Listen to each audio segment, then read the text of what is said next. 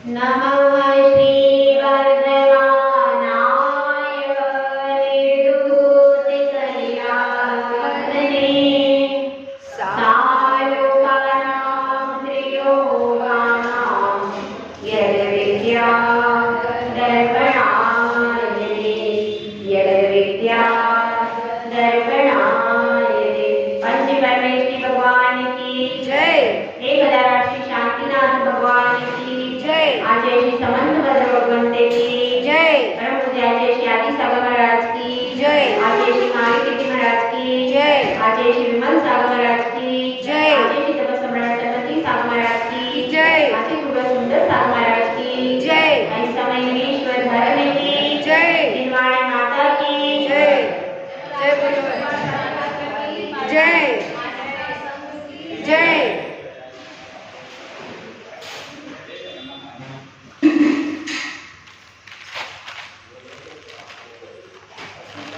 इस योग में दो चीजें ऐसी हैं जो हमेशा सत्य बनेंगी।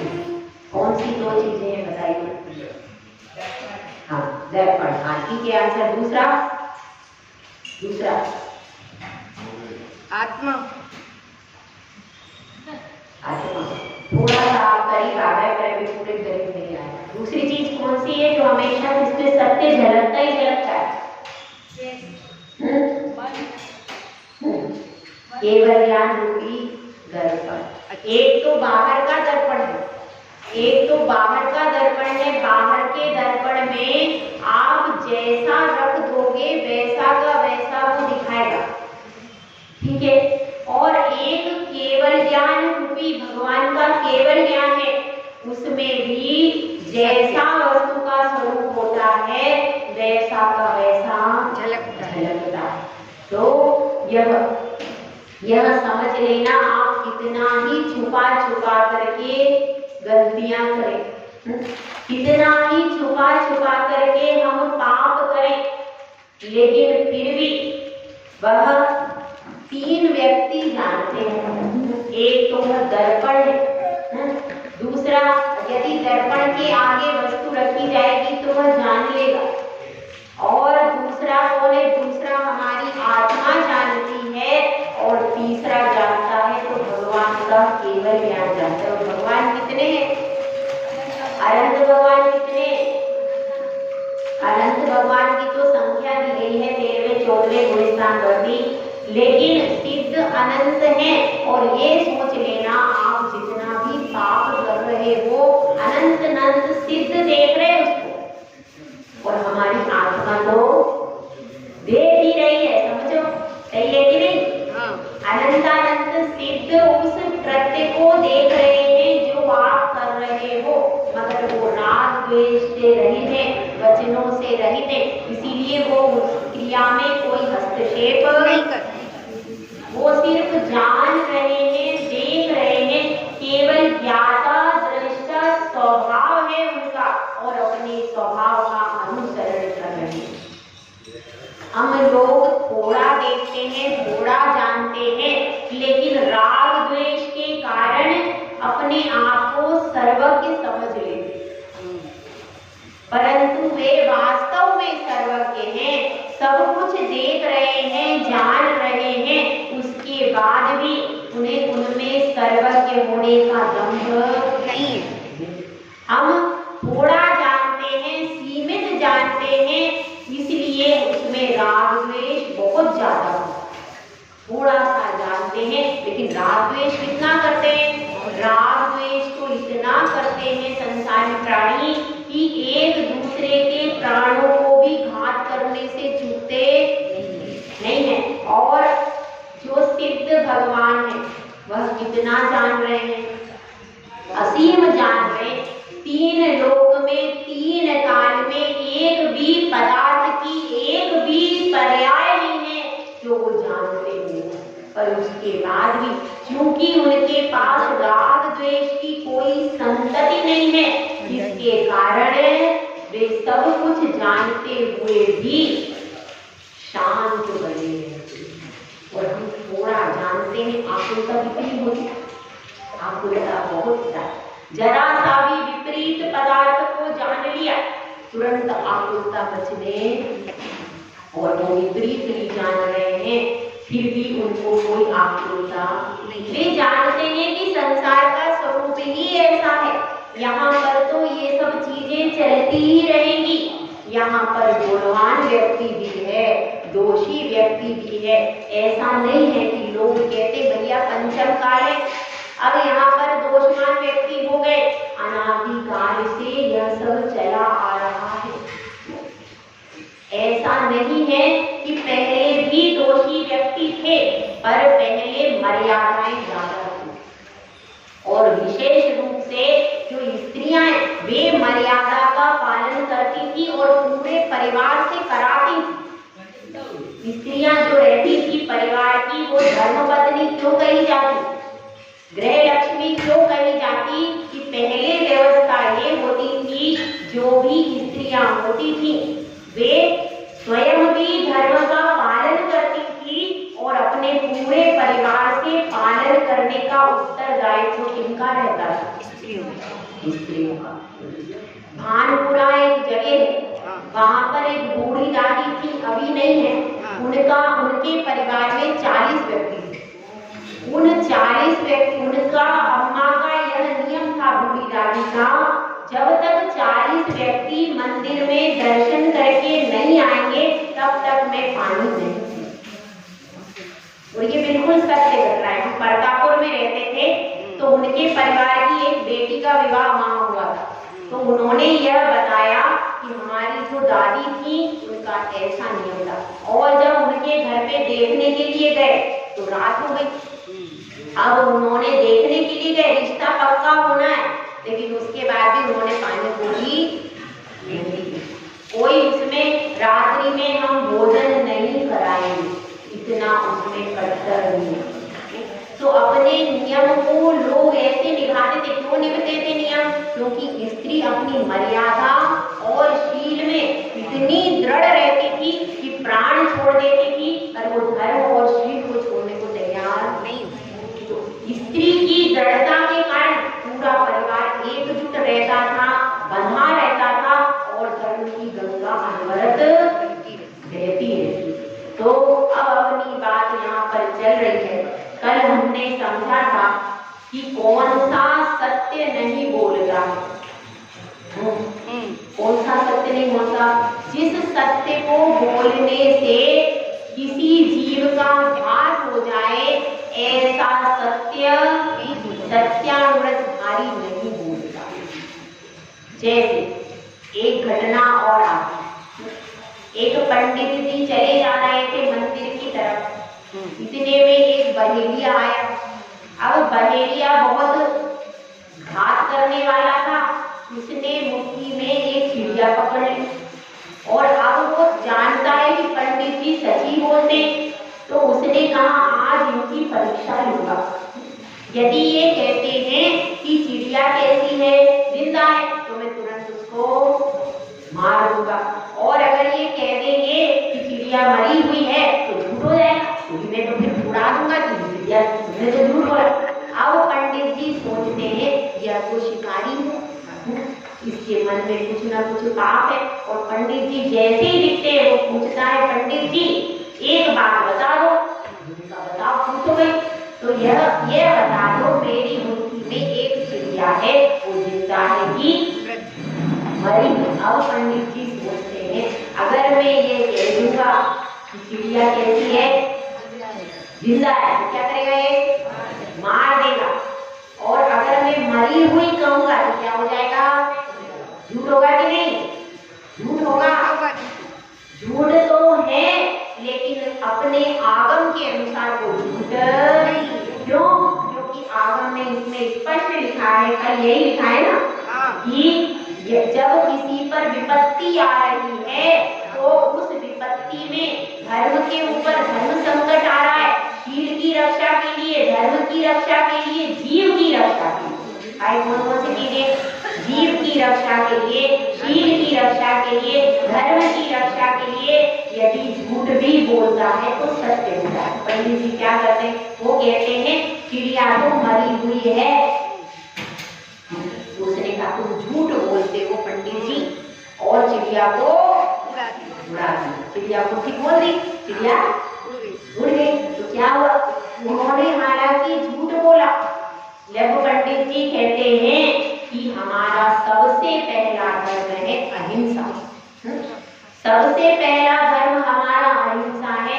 अहिंसा का पालन करते हुए यदि हमने झूठ भी बोला है और एक जीव के प्राण उस झूठ से बच रहे हैं तो वो झूठ नहीं, वो क्या है, सत्य है, सत्य के बराबर।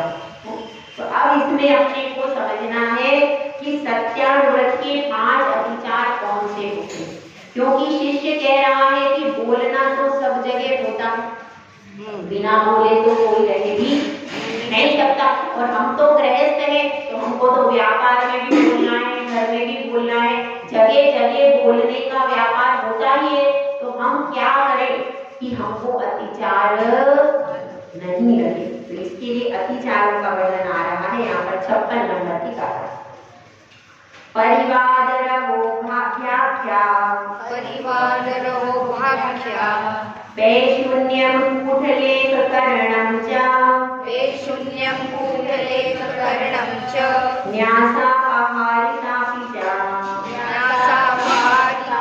च व्यतिक्रमा पंचसत्यस्य। ये सत्यानुव्रत के अतिचार बताए कि जिनके कारण सत्यानुव्रत में दोष लगता। पहला कौन सा है, परिवार। पहले आप ये बताइए अतिचार किसको कहते हैं? हाँ सामने अतिचार किसे कहते हैं? जो दोष है उसको अतिचार कहते हैं। नहीं, आचरण में जहाँ गलत, जो हमने व्रत लिया है उसका एक देश भंग हो जाना क्या कहलाता है? अतिचार। अतिचार कहलाता है। ये आता है अपना सामायिक पाठ में अतिक्रम, व्यतिक्रम, अतिचार और अनाचार। 4 चीजें कौन कौन सी हो गई ये लिख लीजिए आप। अतिक्रम, व्यतिक्रम, अतिचार और अनाचार।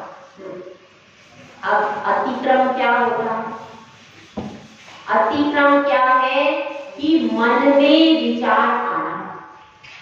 क्षति मन शुद्धि विवेक अतिक्रम, ये आता है हमारा सामायिक पाठ में। मन की विशुद्धि का नष्ट होना।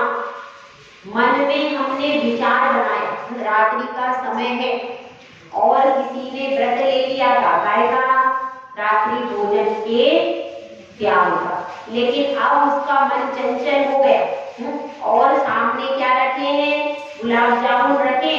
अब गुलाब जामुन देख के उसको क्या भावना हुई कि ये गुलाब जामुन मुझे खाना। कहाँ पर विचार आया? मन में आया, अभी उसने खाई नहीं है, मन में आया विचार, ठीक है। अब उसने क्या किया, मन में विचार आया, साथ में उसका मित्र बैठा था, उसने कह दिया देखो मुझे गुलाब जामुन खाना है। क्या हो गया? वचन से कह दिया, क्या हो गया? व्यतिक्रम, क्षति मन शुद्धि विधे व्यतिक्रमम, व्यतिक्रमम शील व्रते विलंबना। और उसने फिर क्या कह दिया? वचन से कह दिया। अब वचन से भी कह दिया, अब उसने क्या किया, वहां पर पहुंच गया और गुलाब जामुन उठा करके खा लिया। क्या हो गया? अतिचार। व्रत का एक देश भंग हो जाना, यानी एक बार नियम टूट गया, क्या हो जाता है? अतिचार।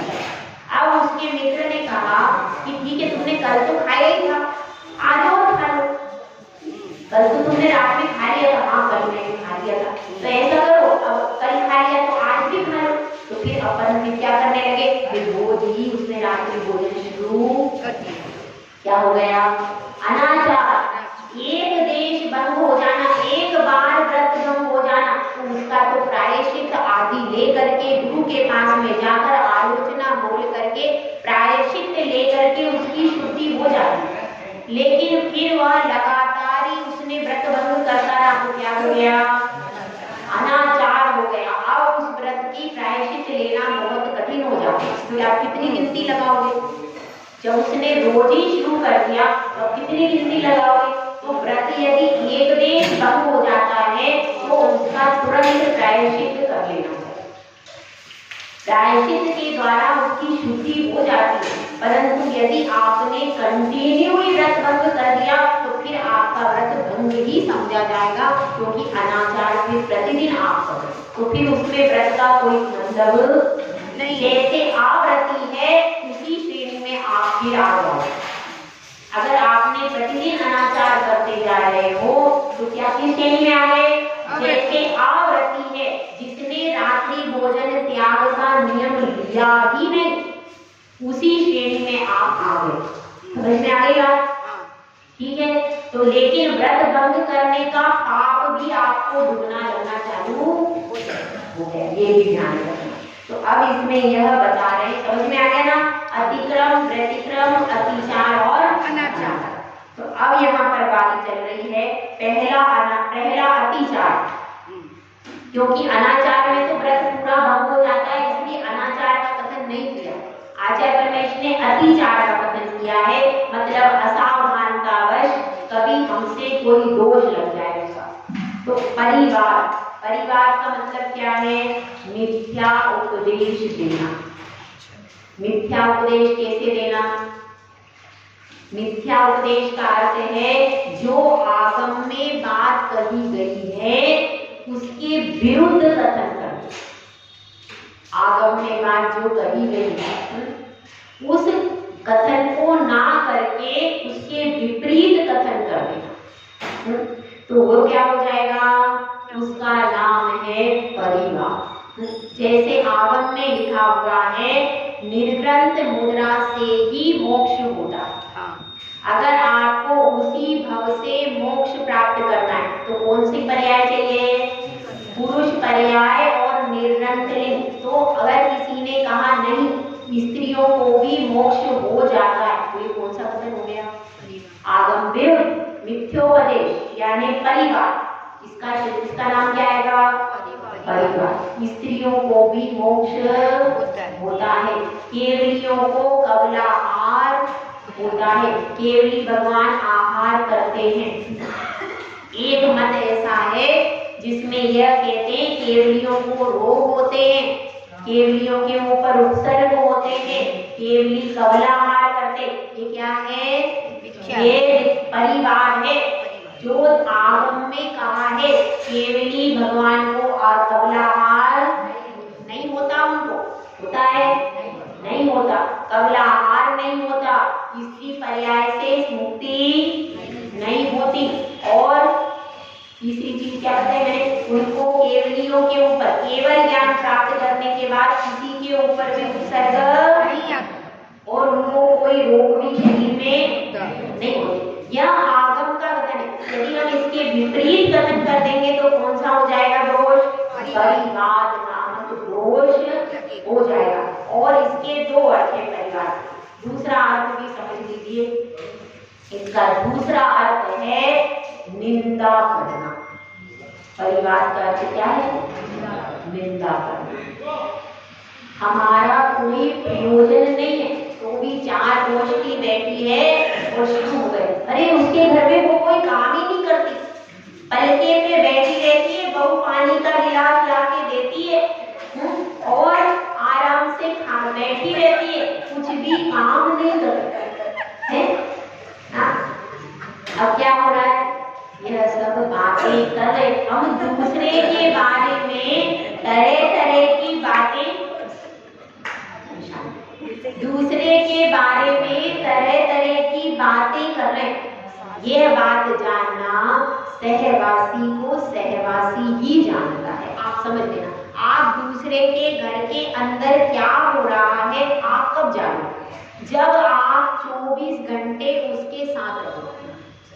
बिना 24 घंटे साथ रहे आप उसके घर की सब बात जान ही नहीं सकते। कितनी कोशिश करो, उसकी बहू क्या कर रही है, उसकी सास क्या कर रही है, उसके घर में क्या हो रहा है, कौन जाने? उसके परिवार के लोग जितना जानेंगे आप जब कितना भी चाहो तो उसको जान नहीं सकते। इसलिए दूसरे के परिवार के बारे में तरह तरह की बातें करना क्या हो जाएगा? यह सारी निंदा है। यह परिवार के अंतर्गत है। उसके घर की पूरी स्थिति कौन जानेगा? सहवासी को सहवासी ही जानता। दूसरा, ये कहाँ पर आया है? यह हमारे शास्त्र में एक कथा आती है, उसमें यह कथन आता है। छोटी सी कथा सुना दो, मुझे टाइम तो दे दो, मेरी बहुत सारा मैटर में अंदर रखना पड़ता है फिर भी सुना दो, बहुत अच्छी कहानी है, सत्य कहानी नहीं है, हमारे पास टाइम नहीं है। बहुत छोटी सी अच्छी सी कहानी है, सत्य घटना है। एक बार ऐसा होता है, पंपा सरोवर है, जिस समय रामचंद्र जी वनवास में गए थे उस समय की एक छोटी सी कहानी है कि वो वनवास के समय पर गए थे, राम लक्ष्मण और सीता जी तीनों वहां पर जा रहे थे। बीच में एक पंपा सरोवर पड़ा।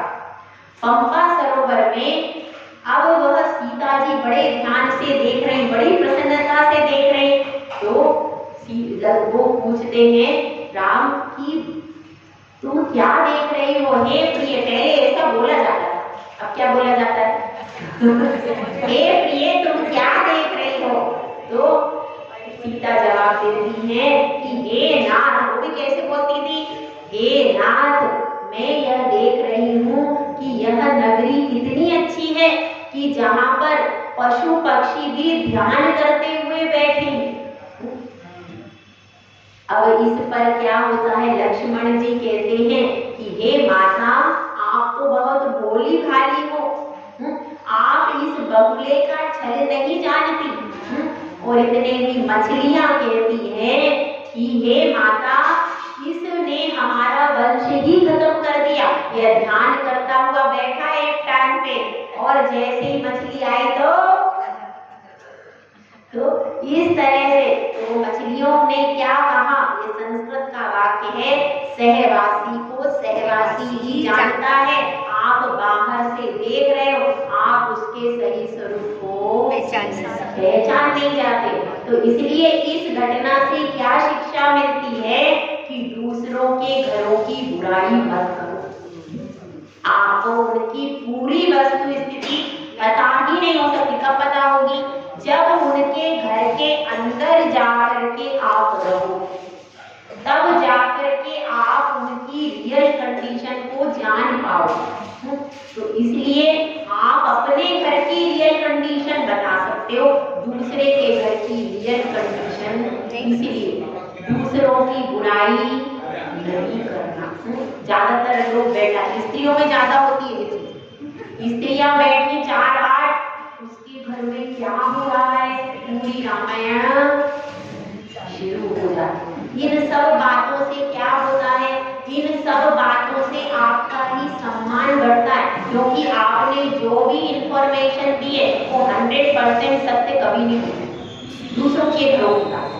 तो इसलिए क्या होता है? अब वह झूठी सिद्ध होती है तो आपका ही सम्मान सब जगह घटता है। इसीलिए वो गप्प गोष्ठी का त्याग करना पड़ेगा। अगर किसी को सत्यानुगत लेना है तो गप्प गोष्ठी का त्याग करना पड़ेगा।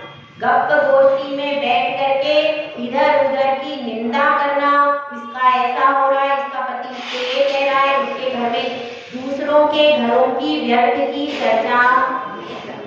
लेकिन किसी का आपको पता चलता है कि वो दुखी है, उसके घर में विवाह के लिए धन नहीं है, उसके घर में बच्चों की पढ़ाई के लिए धन नहीं, ऐसी आर्थिक समस्या का यदि आप अच्छे से पता लगा करके उसका निदान कर देते हो तो वह तो अच्छा है, पर दूसरों के घरों की बुराई को चौराहे पर नहीं करना, ये दोष है। इसमें परिवार मतलब वह व्यक्ति अनुव्रती बन रहा है तो उसको अपने मुख पे लगाम देनी पड़ेगी।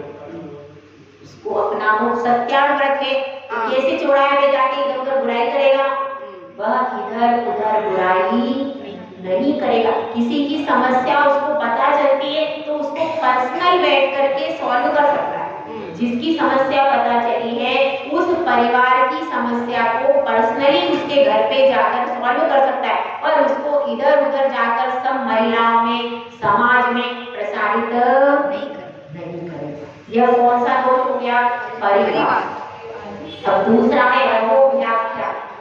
रहोव्याख्या मतलब किसी का कोई रहस्य, कोई गुप्त बात कहीं चल रही है और हमने कान लगाकर सुन लिया। अब सुन लिया, बड़े खुश हो है भैया आज तो बहुत अच्छी बात पता चल गई। अब जाकर के सब जगह जाकर उसको तुमको पता है ऐसा हो गया, अच्छा सब जगह जाकर के उसको बोल रहे।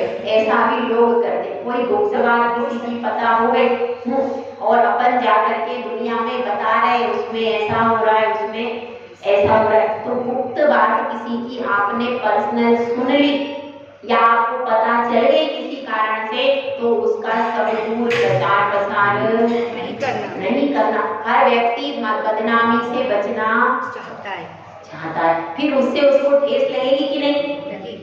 उसकी गुप्त बात दुनिया में प्रकट हो जाएगी तो फिर उसको ठेस लगेगी कि नहीं? फिर सब लोग उसको टुच टुच करेंगे तो उसको अच्छा लगेगा। इसलिए ऐसा किसी का सम्मान नष्ट करने का काम नहीं करना।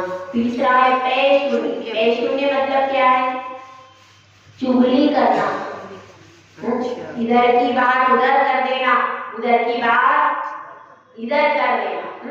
अब एक सास बैठी हुई थी तो इतने में एक महिला आई, अरे तुम्हारी बहू तो बिल्कुल अच्छी नहीं है, कुछ काम नहीं करती है। मेरी बहू बहुत अच्छी है, कुछ काम नहीं करती है और बिल्कुल अच्छी नहीं है, तुमने पता नहीं कैसे तुम ही निभा रही हो, नहीं तो कोई निभा नहीं पाता। और इस तरह से उसके कान भर दिए। तो उसको अभी थोड़ा मन फट गया तो अब घर में गई, बहू भोजन परोस रही है, वो बोल नहीं रही है क्योंकि मन में कुछ आ गया। अब क्या हुआ? अब दूसरे दिन बहू मंदिर आई, उसके बाद बहू मंदिर आई तो वो तो बैठी रहती थी मंदिर में।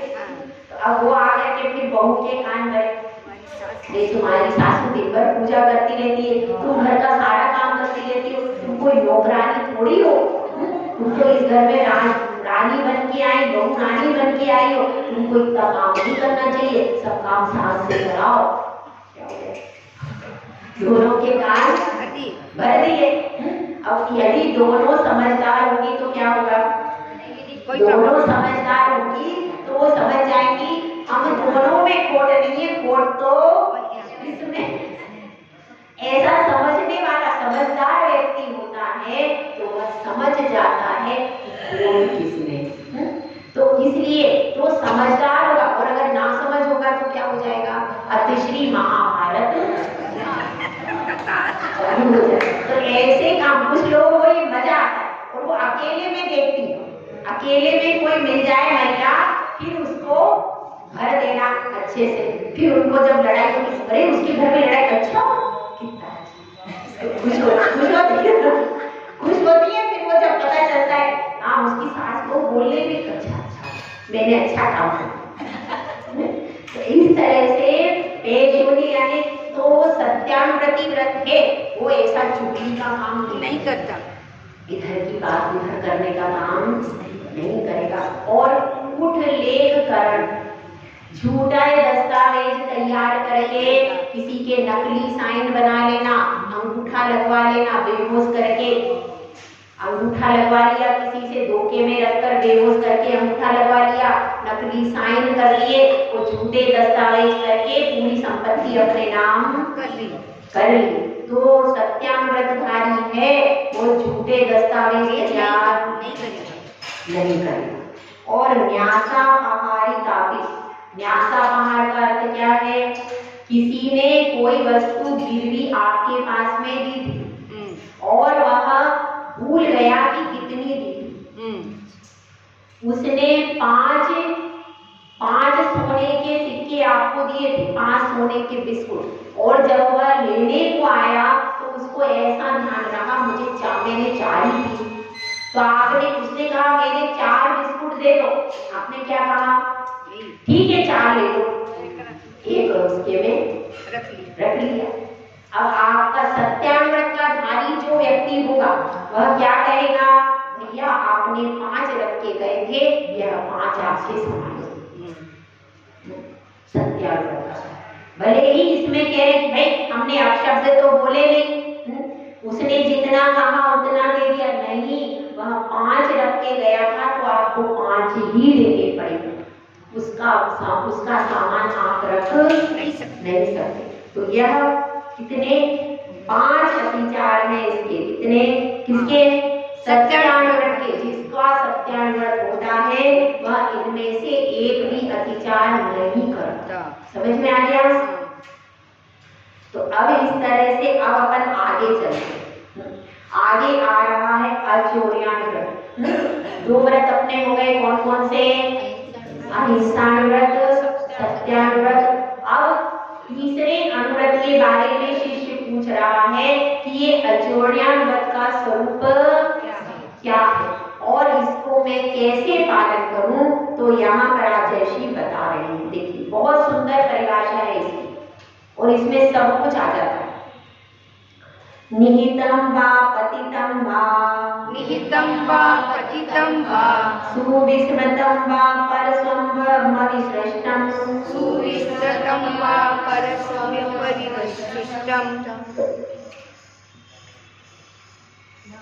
न हरति यन्न च दत्ते, न हरति यन्न च दत्ते, तदृशा चौर्यानुपारमणम्, तदृश चौर्यानुपारमणम्। इसमें बताया गया है कृश चौर्यानुपारमणम्। यहाँ पर अचौर्यानुव्रत का नया नाम दिया। कृश मतलब छोटा, छोटा अनुव्रत है। कौन सा? चौर्यानुव्रत। अनुव्रत है कृश मतलब छोटे रूप में है, बड़े रूप में नहीं है, स्थूल रूप में। इसलिए ऐसा कह रहे हैं। निहिता मतलब रखी हुई वस्तु, पतिता मतलब गिरी हुई वस्तु, सुविस्मृतम भूली हुई वस्तु और परस्वमविसृष्टम दूसरे के द्वारा दी गई हो। न हरति यन्न च दत्ते, जिसको पहले किसी ने दिया नहीं है उसको नहीं लेता है। वह कौन है? चौर्यानुव्रत का धारी। किस प्रकार से? निहिता मतलब रखी हुई वस्तु, किसी ने अपनी कोई वस्तु अलमारी में रख दी तो उसको, जिसका चौर्यानुव्रत है वह उसको क्या कर, अचौर्यानुव्रत है वह उसको हरण नहीं कर सकता। किसी व्यक्ति ने कहीं भी कोई वस्तु रखी है तो उसको ले नहीं सकता। और पतितम रास्ते में पड़ी हुई मिली तो क्या ले सकता है? रास्ते में वस्तु पड़ी है तो भी उठाता नहीं है। सुविस्मृतम मतलब कोई दे करके भूल गया है तो भी उसको वापस दे देगा। आपने वस्तु मुझे दे दी थी, ये आपकी वस्तु वापस ले लो। सुविस्मृतम। और वह क्या करता है? जब तक सामने वाला उसको वस्तु नहीं देता है तब तक वह ग्रहण नहीं करता। इसको क्या कहते हैं? अचौर्यानुव्रत। इसको थोड़ा सा समझ लें। हम दूसरे की वस्तु तो ग्रहण करते ही नहीं, करते हैं क्या? नहीं। किसी का ताला तोड़ के चोरी कौन करता है? कोई चोर करता है। कम से कम गृहस्थ तो कोई नहीं करता। करता है क्या? नहीं करता। लेकिन देखिए घर में हमारा लेन देन हो जाता है, होता है क्यों? घर में यदि आपके पति ने कोई वस्तु रख दी, अब आपको जरूरत पड़ गई, पतिदेव कहाँ गए हैं? दुकान पे, ऑफिस में, स्कूल में, सर्विस पर। अब आपको उस वस्तु की जरूरत पड़ गई। अब आपको पता है उनकी अलमारी में यहाँ पर रखी है तो आपने उस वस्तु को निकाल लिया। ज्यादातर पैसों के मामले में ज्यादातर होता है, अचानक गैस आ गई, आपके पास पैसे खत्म हो गए, गैस की टंकी, तो क्या करेंगे? तुरंत उनके पास से निकाल करके पेमेंट कर दिया। सब्जी वाला खड़ा है तो क्या कर दिया? तुरंत वस्तु खरीद ली। और भी कोई कारण ऐसा बन गया तो क्या करेंगे? तुरंत आप पेमेंट वहां से निकाल करके करेंगे कि नहीं? करेंगे। तो अब वस्तु किसकी थी? वस्तु का स्वामी कोई और था ना, लेकिन वो आपके परिवार का सदस्य था। तो ऐसी घटनाएं आप लोगों के साथ में घटती है कि नहीं? घटती है ना। तो अब जब कोई अचौर्यानुव्रत ले लेता है तो वो क्या करेगा? पता उस नहीं। परिस्थिति में सर्वोत्तम तो यह है आप पहले पूछ लीजिए। अगर आपके पास समय है, अगर आपके पास समय है और मोबाइल आजकल उपलब्ध है तो आप पूछ लो, और कदाचित मोबाइल नहीं उठा रहे हैं, नहीं लग रहा, तो फिर क्या करना चाहिए? जब वह घर पर आ जाए, जब वह घर पर, या तो बाहर यात्रा में भी जा सकते हैं, बाहर कहीं गए हैं 2-3 दिन के लिए, शिखर जी गए हैं, कहीं गए, तो जब वो यात्रा से लौट करके आए तो उनको शांति से सबसे पहले बता दो ऐसी ऐसी परिस्थिति थी और हमने इतने रुपए आपके निकाले। उसमें ये नहीं कहना जितने निकाले हैं उतने ही कहना, ऐसा नहीं कि आपने निकाले थे कितने 5,000 और बताए कितने 2,000, ऐसा नहीं करना, वो तो चोरी हो जाएगी। जितने आपने लिए हैं उनको वैसा का वैसा उनको निवेदन कर देना, तो इसमें आपको दोष नहीं लगेगा, क्योंकि परिस्थिति ऐसी होती है।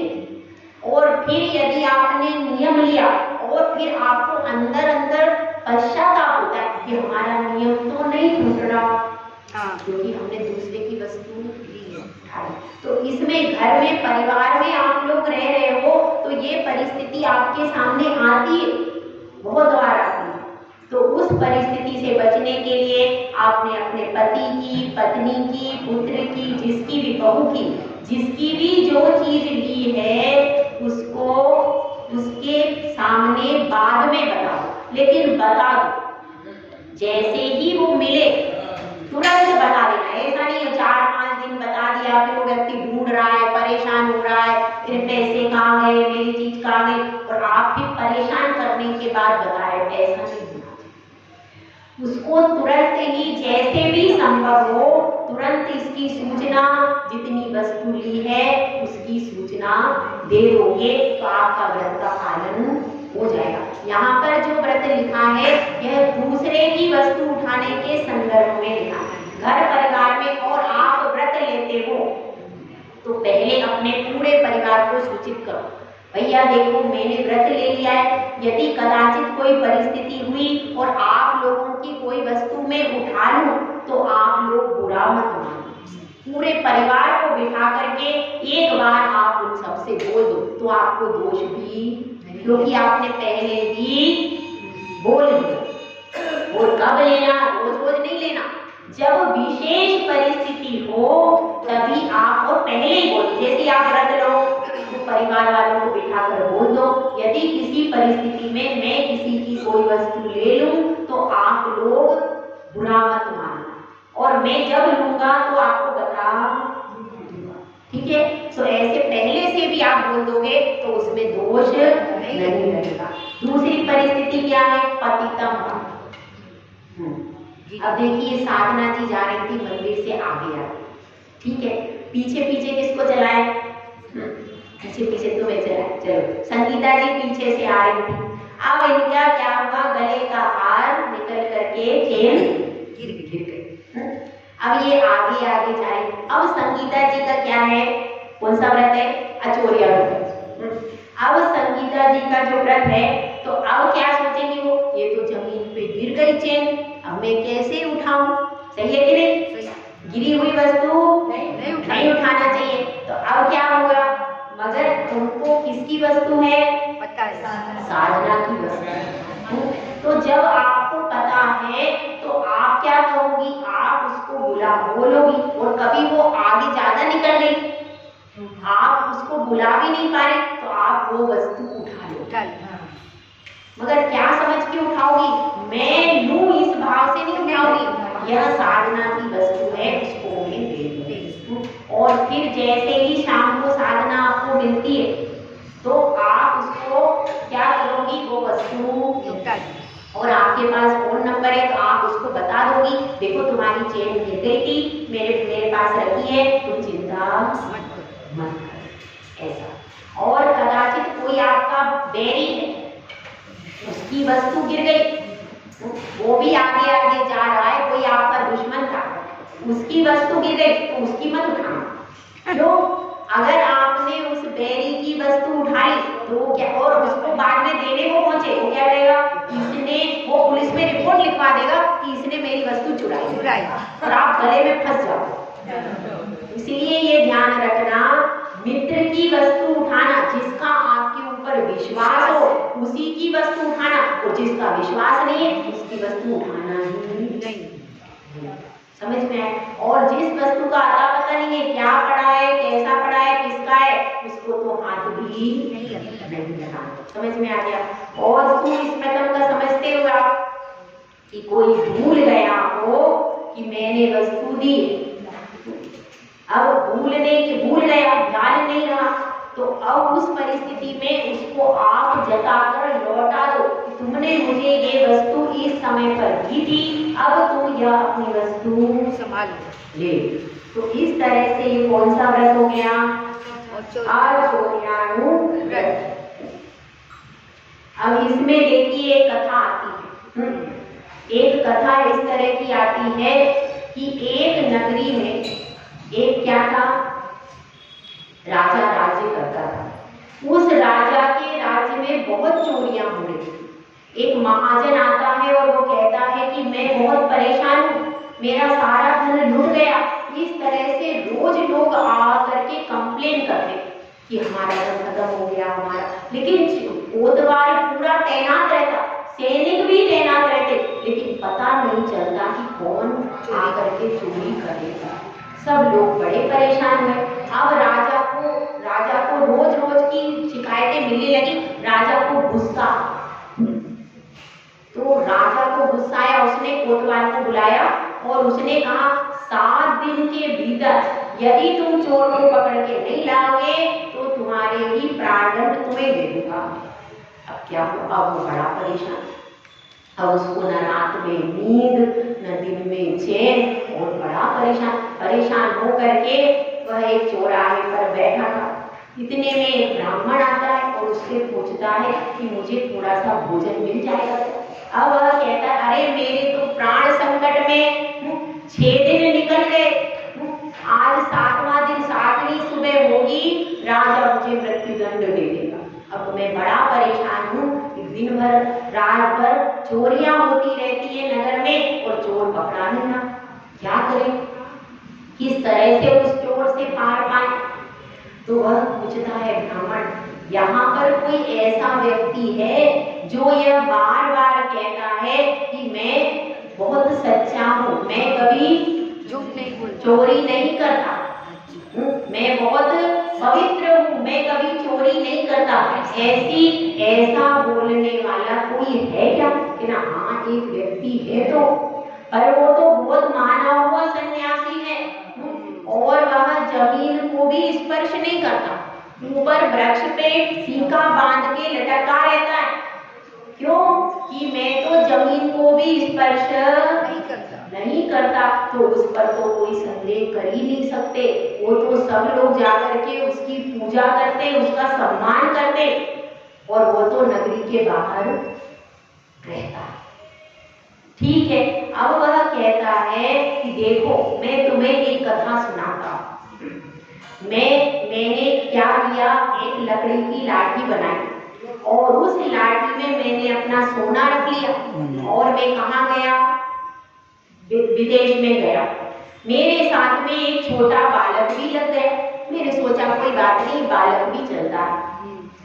अब वह बालक आगे गया। पहले लोग घरों में अतिथि बन के भोजन कर लेते थे, तो वे दोनों कुम्हार के घर पर रात्रि में रुके और रुक करके सुबह कलेवा आदि लेकर के चल गए।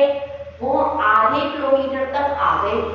उसके बाद वह बालक कहता है अरे मैं कुम्हार के घर से तृण ले आया। क्या ले आया? सूखी घास के तिनके मेरे सर पर लगकर आ गए, मैं जाकर के उनको वापस लौटा देता हूँ। ऐसा कह करके वह आधा किलोमीटर दूर जाकर के और उन घास के तृण को रख करके आया। अब उसकी ऐसी प्रवृत्ति देखकर मुझे विश्वास हो गया, क्या ये बिल्कुल अच्छा है, यह बिल्कुल सच्चा है और यह चोरी नहीं करता।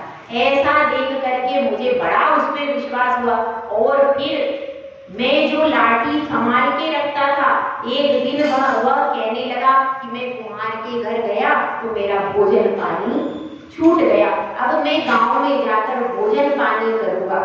तो वो कहता है कि भाई तुम्हें लौटने में रात हो जाएगी, तो तुम यह लाठी ले जाओ, कुत्ते के मारने के काम आएगी। तो अब वो क्या करता है, उसको पहले ही शक हो गया था कि लाठी में कुछ है, तो वह बालक लाठी को लेकर के बाहर चला गया। तो इससे क्या होता है, जो ज्यादा कहता है कि मैं चोरी नहीं करता, वह ही सबसे ज्यादा चोरी करता। तो तुम अब ऐसा करो कि तुम उस सन्यासी के पास में नजर रखो। तो वह कहता है तो मैं कैसे जाऊंगा? तो वह कहता है ब्राह्मण ठीक है, मैं ही तुम्हारी समस्या का समाधान करता हूँ, क्योंकि मैं तो यहाँ परदेसी हूँ, मुझे कोई जानता है। अब वह ब्राह्मण जाता है उस सन्यासी की बस्तिका में और जाकर के अंधा बन के बैठ जाता है। उसने कहा बाबा तुम कौन हो? कि ना मैं तो अंधा हूँ, मुझे तो कुछ दिखता ही नहीं है, यहाँ पे अब रात बितानी है, रात में मुझे पड़े रहने दो एक कोने में, तुम्हारा क्या चला जाएगा? ठीक है भाई। तो वो लकड़ी आदि फिरा करके आंखों में देखते हैं, तो वह ऐसा अभिनय करता है मुझको कुछ दिखता ही नहीं, और ऐसे ही करके और कोने में लेट जाता है कि मैं बहुत बीमार हूँ, मैं कोने में लेट जाता है। अब जब ये लोग देखते हैं तो क्या है, ये बूढ़ा पड़ा रहेगा एक कोने में अपना क्या है। जैसे ही रात्रि का दूसरा पहर प्रारंभ होता है, वे सब सन्यासी सींचे पर से उतरता है और वो सब मिलकर के गुफा में जाते और फिर अपने अपने लेकर के कहाँ जाते हैं, नगर में चोरी करने के लिए जाते। सब उसकी पूरी गैंग थी, वह पूरा सन्यासी नहीं था, चोर था, वो पूरा गैंग लेकर के नगर में चोरी करने जाता और चोरी करके सारा माल ला करके वह गुफा में अंदर रख देता।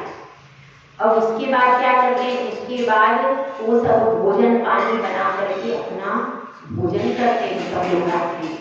यह सब देख रहा और ब्राह्मण उसने देख लिया और फिर वह चुपचाप वहां से निकल गया और निकल करके उसने पूरी कोतवाल को खबर दी।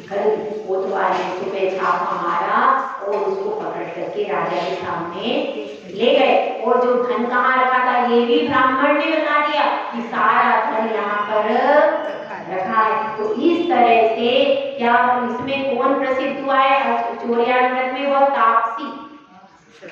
चोरी करने में, चोरी नामक पाप में प्रसिद्ध कौन हुआ है? तापसी प्रसिद्ध हुआ है कि उस तापसी ने नकली नाटक करके और लोगों में प्रचारित किया कि मैं तो बहुत सन्यासी हूँ, त्यागी हूँ, लेकिन वह त्यागी नहीं था। तो चोरी नामक पाप में प्रसिद्ध कौन हुआ है? तापसी। और अब इसमें अपन कल देखेंगे कि कल आएगी आज चोरियाव्रत के 80 पढ़ेंगे और उसकी कथा आएगी। उसमें वारिशेन कुमार प्रसिद्ध हुए आचौर्याव्रत, उन्होंने आचौर्याव्रत का पालन किया, इसलिए उस कथा को अपन कल देखेंगे। जय बोला जय सुंदर महाराज की जय। आदि का सुनेमती माता की जय। आदि का सने ज्ञान से सूझे लोक